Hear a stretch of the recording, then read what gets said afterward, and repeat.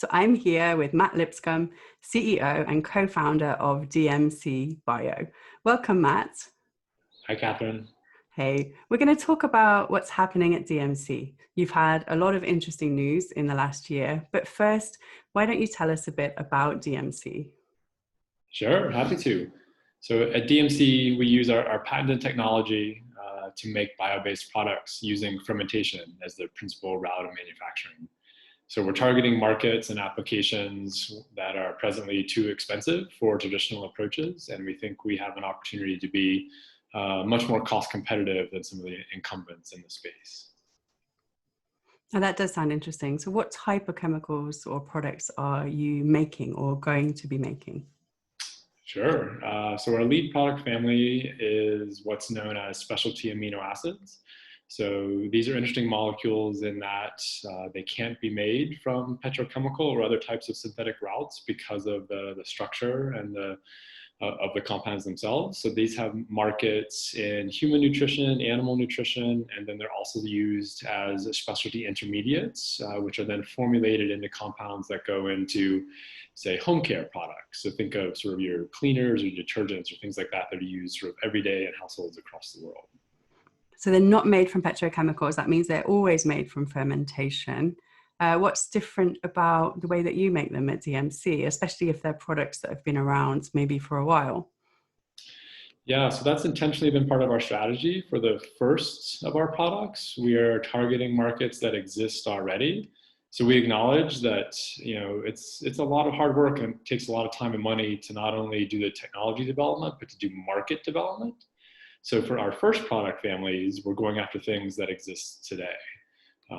What's interesting is that even though these products do exist and they exist by bio-based approaches, whether that's fermentation or whether that's some type of extraction, many of these are now antiquated, if you will. So they were developed quite some time ago, and there's a lot of room to improve the efficiency and the sustainability and ultimately the cost of those price points. There's also some issues around supply chain. So in many cases, a lot of these are sole sourced to single geographies.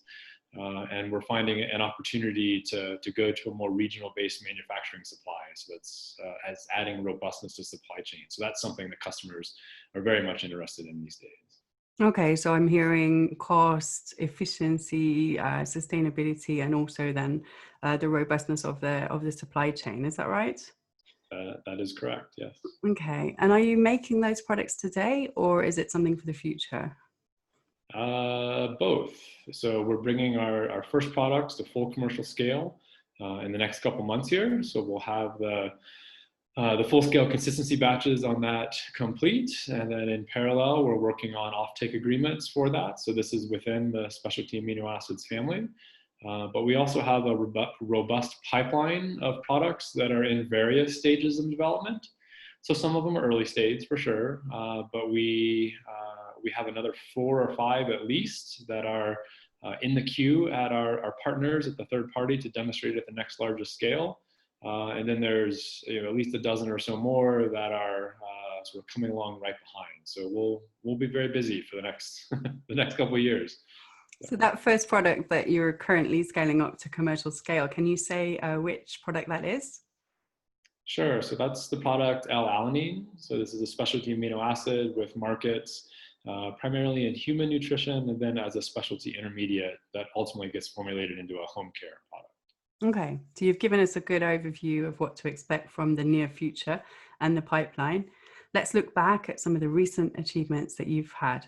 I see that in December 2019, you completed your Series A funding round, and that was 11.3 million US dollars. And then in early February, you announced that successful scale up with a pilot of L-alanine. Tell us a bit about that scale up. Sure. So we worked with our partners based in the Netherlands, so bioprocess facility.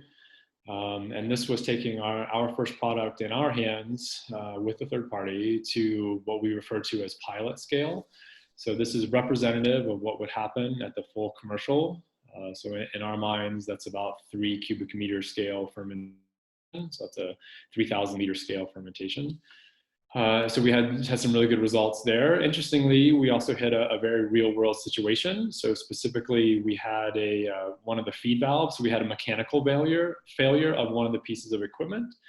Long story short, that resulted in an overfeeding outside of the recipe, if you will, for the process. In most other cases, or in the case that we've known of to date, that would have resulted in a termination of that run. It just would have failed. The system wouldn't have been able to survive that. But our system, our bioprocess, and our strains actually were able to withstand that type of deviation. So to help put this in perspective, it was about 50x outside of the target range of where it should have been in terms of process conditions. And our process still hit the target metrics that we were aiming for.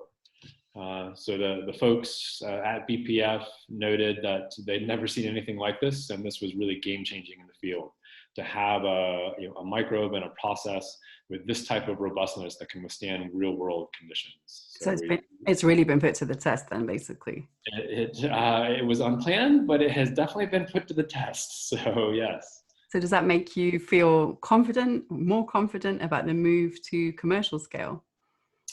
It definitely helps. Yes. I mean, we're not gonna count our chickens until they've hatched, but that plus a lot of the other data we've generated both internally and with other partners going to various scales, we feel like we're in pretty good shape. So of course this is 2020 and anything can happen off until we get through it, right? So. Right. And then this year you welcomed Doug Cameron, who's an industry expert, to the board of directors. That's also news from DMC. We did. So we're excited to have Doug join the team. So he's obviously a luminary in the field and has been in the world of bio-based chemicals and products for 20 or 30 years now. And we've had a relationship with Doug, a personal relationship going back to sort of the mid-2000s from his time I guess at Cargill and then beyond. So he's a welcome addition, a luminary in the field, and we're excited to have him on the team. Yeah, and he's been involved with quite a few successful companies as well, so that won't hurt. Well, let's hope. And then just recently, you and your co-founder Mike, you've been listed as finalists in the EY Entrepreneur of the Year award. So I guess we'll see what happens with that. Yeah, we will, I guess. So yeah, it's pretty exciting. So there's a lot going on. It's a busy time, obviously an intense time taking a startup to scale up, and then all of the products that you have in the pipeline. What keeps you going? What keeps you focused? How do you keep your head? That's a great question. I think realizing that this journey is more akin to a marathon than a sprint. And trying to maintain some semblance of balance in life with sort of work and family, and taking time to recharge when needed. I'm fortunate enough that I live in Boulder, Colorado, which is a beautiful place to live, and with relatively quick access to the mountains. And as Kathryn, as you know, I'm a skier and a climber. Enjoy spending the time in all the beautiful wildlands that we have, both nearby and further abroad. So yeah, it is gorgeous. It is absolutely gorgeous there. So just to wrap up, where do you see DMC going? What's the vision for the near future? Sure. So our vision is marching down this commercial path to be a true multi-product bio-based chemicals company. So we talked a lot here around amino acids, but we have additional product families in development across other chemistries of products, so things known as organic acids and terpenoids. On the market side, those have applications, as we've talked about, in human or animal nutrition, flavor and fragrance markets, as well as specialty intermediates and other markets more broad as well. So we're transitioning from research and development to full deployment, starting with this first family, and then we're continuing on from there. So we're in the process of translating this vision from a reality over the next couple of years. So. That's awesome. Thank you, Matt. So thanks a lot for watching. Stay tuned for more news from DMC. You can go to dmcbio.com or on LinkedIn and Twitter. Thanks, Matt, for taking the time today. Thanks, Kathryn.